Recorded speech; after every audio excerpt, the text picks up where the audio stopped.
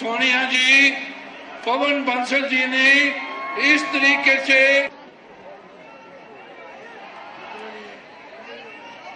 परम श्रद्धेय श्रीमती सोनिया करते हमारा सेकुलर देश है और संविधान में लिखा हुआ है हर एक को आजादी अपने मजहब की। हमारे मजहब अलग अलग है, हम अलग अलग मजहब से ताल्लुक इनका देना नहीं दे सकते।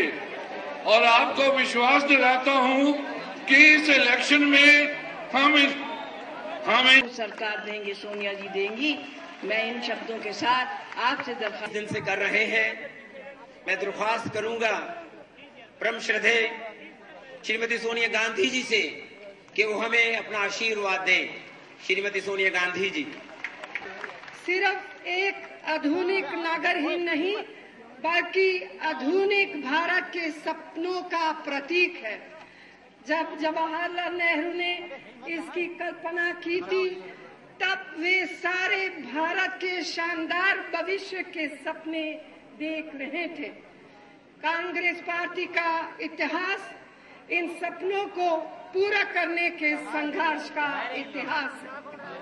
कांग्रेस को भारत के हर नागरिक के भविष्य को शानदार बनाना और भारत को मजबूत करना है। इसी दिशा की तरफ देश को ले जाने के लिए पिछले 5 सालों के कामों के हिसाब के साथ मैं इस चुनाव में आपका जनादेश मांगने आई हूँ।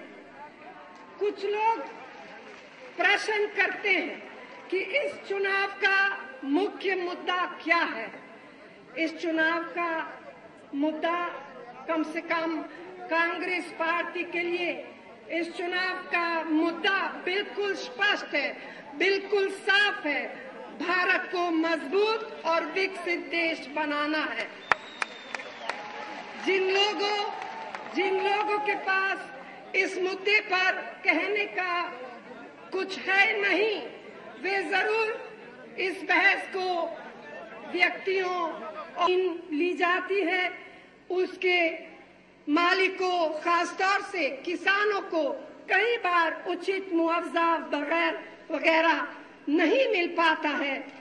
इस कमी को दूर करने के लिए हमने एक विधेयक लोकसभा में पारित करा दिया था, लेकिन राज्यसभा में इसे भाजपा ने पास नहीं होने दिया। लेकिन हमारी नई सरकार बनने पर हम जरूर इस विधेयक को कानून में बदलेंगे और जिनकी जमीन ली जाती है उनके लिए उचित मुआवजा और पुनर्वास सुनिश्चित करेंगे। भारत की आप तो ये भी जानते हैं कि भारत की प्रगति से परेशान कुछ लोग हमारे रास्ते में आतंकवाद जैसी समस्याओं के जरिए रुकावटें पैदा करने की कोशिश कर रहे हैं।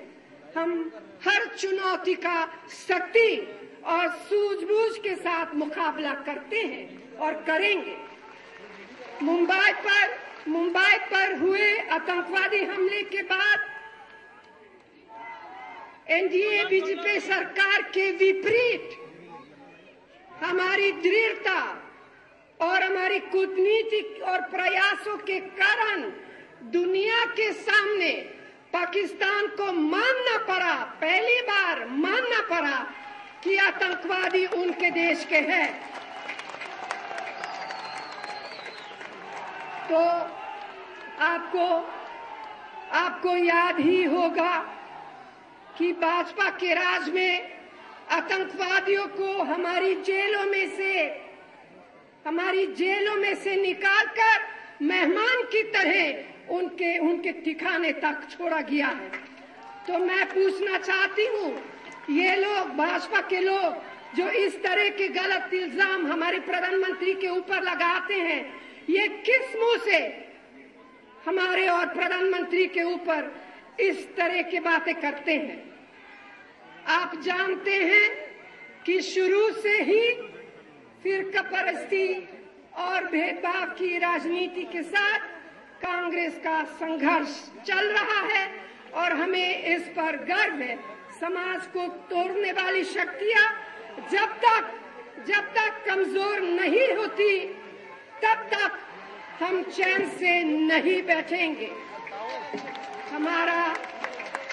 हमारा हर कदम इस नजरिए से उठता है कि लोगों में भाईचारा, एकता, सामाजिक न्याय बढ़े और देश मजबूत हो। भाइयों और बहनों, हमारा काम खुद अपनी गवाही देता है। जो काम हमने 5 साल पहले शुरू किया था वह अभी और आगे बढ़ाना है। समाज के सभी वर्गों के लिए, चाहे दलित, आदिवासी, अक़लियतों, महिलाएं, पिछड़े, उन लोगों के लिए जो काम शुरू किया और ज्यादा तेजी करना है। हमारे युवा वर्ग के लिए रोजगार के मौके और बढ़ाने हैं। तो मैं समझती हूँ कि आप भी ये समझते हैं कि यह सब काम करने के लिए केंद्र में एक स्थायी, एक मजबूत सरकार की जरूरत है। इस तरह एक ऐसी सच्ची, ऐसी निस्वार्थी सरकार जो हर भारतवासी के साथ बराबरी का सलूक करे, ऐसी सरकार आपको सिर्फ कांग्रेस पार्टी ही दे सकती है।